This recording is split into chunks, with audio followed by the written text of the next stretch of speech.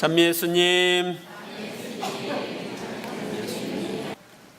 오늘은 대림 제2주일이고 한국천주교회에서 정한 인권주일입니다. 한국천주교회는 1982년부터 대림 제2주일을 인권주일로 지내고 있습니다. 그러니까 오늘로 36회 인권주일이 되겠습니다. 가톨릭 또한 우리 이번 주 한 주간은 가톨릭 사회교리 주간입니다. 이 가톨릭 사회교리 중에 가장 중요한 교리가 인권에 관한 교리입니다. 인간의 기본적 권리와 인간의 존엄성을 강조하기 위해서 우리 교회는 이 인권주의를 지내고 있습니다. 인권의 수호와 신장을 위해서 우리는 이 인권주의를 지내고 있습니다. 인권이란 하느님께서 주신 권한으로 천부적 인권 이렇게 부릅니다. 이 인권의 근본은 인간이 하느님의 모습을 따라 창조된 데 있습니다. 하느님을 닮은 존재로 창조되었기 때문에 하느님을 우리가 존중하는 것처럼 각 사람의 인권을 존중해야 합니다. 하느님께서 우리 모두에게 새겨주신 양심에 따라 우리는 행동할 수 있는 자유와 권리를 가지고 있습니다. 인간은 남녀노소, 빈부, 귀천에 관계없이 동등한 존엄성을 하느님으로부터 부여받았습니다. 인간의 인권 중에 제일 중요한 인권은 뭘까요? 생존권입니다. 생명, 살 수 있는 권한, 이것이 제일 중요합니다. 그 다음에 재산권이나 평등권이나 선거권, 피선거권 이런 여러 가지 것들이 있지만 제일 중요한 것은 생존권입니다. 그런데 오늘날 생존권이 많은 위협을 받고 또 유린되고 있습니다. 특별히 태아의 인권이 유린되고 있습니다. 여러분들이 태중에 있을 때 엄마가 이 녀석 떼버릴까? 그러면서 낙태를 했다면 여러분이 지금 이 세상에 여기 있을까요? 내가 어머니 태중에 있을 때 나는 엄마 거니까 난 죽여도 괜찮아 그렇게 생각하는 사람 있어요? 아무도 없습니다. 어머니 태중에 있는 아기, 그 아기를 죽이면 벌을 받도록 되어 있습니다. 그게 바로 낙태죄입니다. 낙태죄. 그런데 요즘에 보면은 청와대 거기에 낙태죄 폐지 운동, 그래서 낙태죄 폐지 청원 이런 것들이 많이 올라가 있다고 그러는데 여러분들은 낙태죄를 폐지해야 됩니까? 안 해야 됩니까? 낙태죄를 폐지하면 안 됩니다. 우리가 아이를 엄마 아빠가 죽이면 죄가 됩니까? 안 됩니까? 근데 태중에 있는 아기를 죽이면 죄가 됩니까? 안 됩니까? 아기는 어머니 태에 잉태되는 순간부터 다른 생명체입니다. 엄마의 생명체가 아니라 다른 생명체예요. 그래서 그 다른 생명체이기 때문에 그에게도 인권이 있는 것입니다. 그런데 태중에 있는 아기는 죽여도 죄가 안 되고 태어난 아기는 죽이면 죄가 된다. 이건 말이 안 되는 거예요. 한 걸음 더 나가서 수정체, 배아, 다시 말하면 정자와 난자가 결합되어 있는 이 수정체부터 우리는 인권을 존중해야 됩니다. 조금 더 구체적으로 이야기하면 여러분 오늘날 그 인공 수정이 있죠. 인공 수정. 교회는 이 인공 수정을 반대합니다. 아니, 임신 불임한 사람들 인공 수정을 해서 아기 나오면 좋을 텐데 왜 반대할까? 그것은 한 생명을 잉태하기 위해서 다른 여러 생명이 유실되기 때문입니다. 좀 더 구체적으로 말씀을 드리면 인공 수정을 하기 위해서는 많은 배아를 만듭니다. 다시 말하면 난자를 많이 채취해 가지고 거기다 정자를 넣어 가지고 그 배아를 만드는데, 그 배아를 어머니 태에 착상하도록 넣을 때 한 개만 넣는 게 아니에요. 여러 개를 넣습니다. 착상률을 높이기 위해서. 그래도 착상이 잘 안 되는 경우가 많이 있는데, 착상률을 높이기 위해서 여러 개를 넣는데 그 중에 하나만 착상되고 나머지는 유실되면 그 배아는 죽는 거예요. 그러니까 한 생명을 위해서 여러 생명이 죽는 것, 이것을 교회가 인정할 수가 없는 것입니다. 더군다나 이제 여러 개, 이번에 임신 실패하면은 다음에 넣자, 그래가지고 또 여러 개를 만들어 놓을 수가 있어요. 수정체를 만들어 놓을 수가 있는데, 그걸 이제 임신이 됐으면 이건 버려버리는 거예요. 그러면은 많은 생명체가 한 생명체 때문에 죽습니다. 그래서 인공수정까지도 교회는 반대하는 거예요. 교회가 불임 여성들, 남성들을 위해서 취하고 있는 방법 중에 하나는 그들을 돕기 위해서 나프로 임신법이라는 게 있습니다. 서울에 여기 여의도 성모병원에서 하고 있는데, 그것은 이 인공수정에 의한 임신보다 임신율이 훨씬 높습니다. 그리고 자연 친화적인 방법으로 하고 있는데, 여러분들 중에 그러한 임신 내 어려움을 겪고 있는 사람이 주변에 있으면 그쪽으로 안내해 주시면 좋겠습니다. 지금 인기가 있어가지고 많은 사람들이 대기하고 있다고 합니다.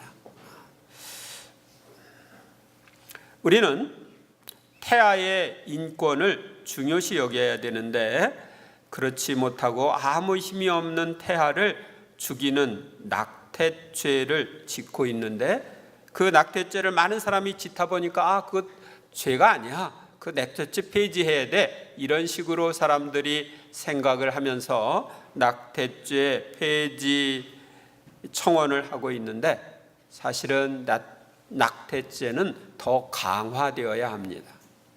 이 지상에 있는 누구를 죽일 때는 상대방이 반항도 하고 그럽니다.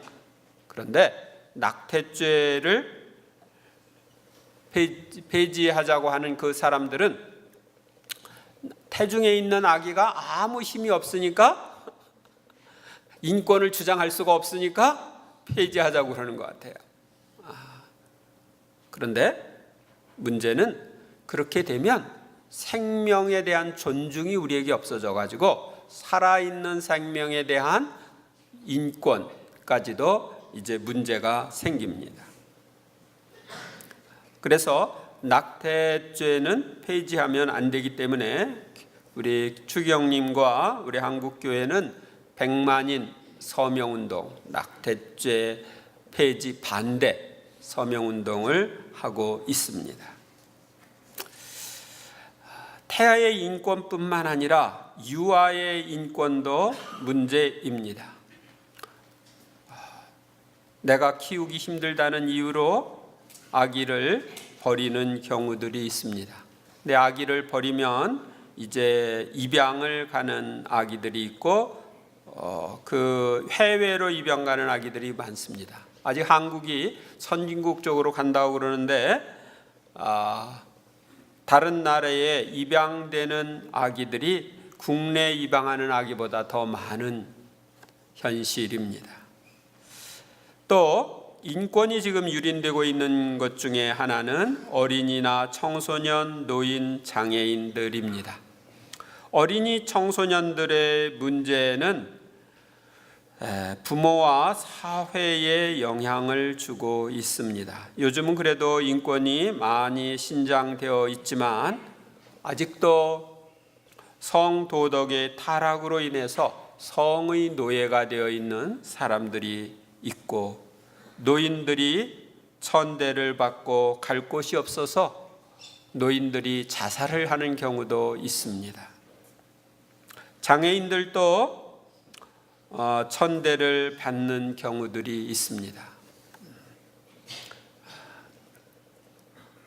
제가 이번에 성지순례를 다녀오면서 성지순례 가기 이틀 전부터 발바닥에 종기가 나가지고 걷는데 아주 불편했습니다. 그래서 때로는 휠체어도 타고 그러면서 장애인 체험을 좀 했습니다.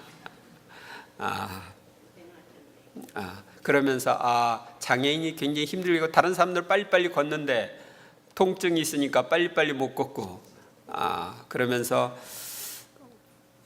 다시 한번 장애인들의 어려움을 생각하게 되었습니다. 우리는 장애인들도 나와 똑같은 인권이 있다는 것을 인정하고 받아들여야 합니다. 노동자, 가난한 이들, 사형수까지 우리는 인권을 존중해야 합니다. 노동자들 중에서도 제대로 대접을 못 받고 착취당하고 있는 외국인 노동자들 인권 존중이 필요합니다. 외국인은 우리보다 못해. 그러니까 존중해 줄 필요가 없어. 그러면 안 돼요. 외국인도 나와 똑같은 인권을 가지고 있는 것입니다. 가난한 사람들, 농민들, 이런 사람들도 인권이 존중되어야 하고 사형수의 인권까지도 존중되어야 하기 때문에 우리 교회가 사형죄 폐지 운동까지도 하고 있는 것입니다. 사형은 다른 하나의 살인이기 때문입니다. 세계적으로 보면 강대국이 약소국 착취와 지배가 있습니다. 군사력으로 상대방을 지배하고 경제적으로 지배하는 모습을 볼 수 있습니다. 이것은 나라 사이의 권리를 존중하지 않는 데서 오는 것입니다. 누구나 다 자기 나라를 보존하고 발전시킬 권한이 있습니다. 그런데 힘 있는 나라가 그렇지 못한 나라들의